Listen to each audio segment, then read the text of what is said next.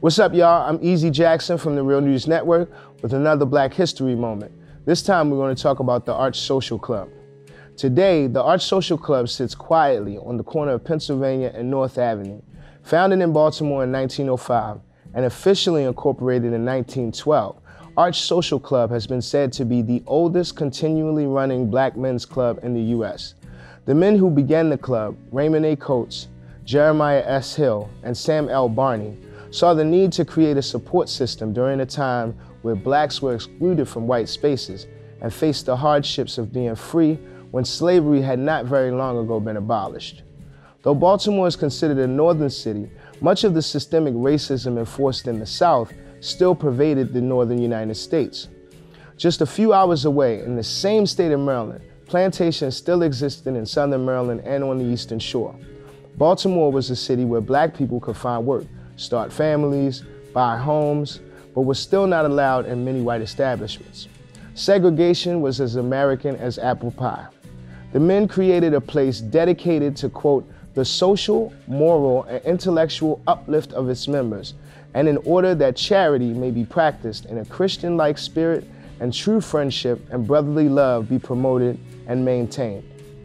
Social clubs were birthed from the reformist movement in Victorian-era Britain as a place where men could hang out with each other without the presence of alcohol. The clubs were divided by class, and their functions evolved.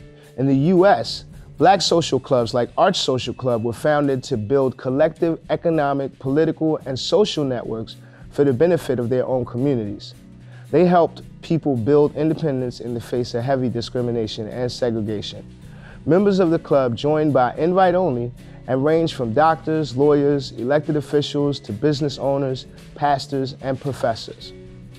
Not long after Arch Social moved to the current location, the area began to decline. Businesses and venues closed, and throughout the 80s and 90s, the area was hit hard by poverty, drugs, and violence.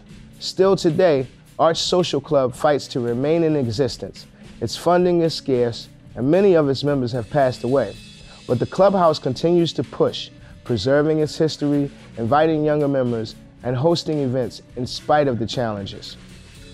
Arch Social Club celebrated its 100-year anniversary in March of 2012. It is currently the only venue still able to host live music on the historic Pennsylvania Avenue Strip. In April of 2015, Arch Social had a front row seat to the Uprising following the death of Freddie Gray, who was murdered while in police custody. Right on the corner of Pennsylvania and North Avenue, protesters gathered, and some even clashed with law enforcement as frustration over systemic racism came to a boiling point, changing conversations about the state of policing and Black Baltimoreans forever.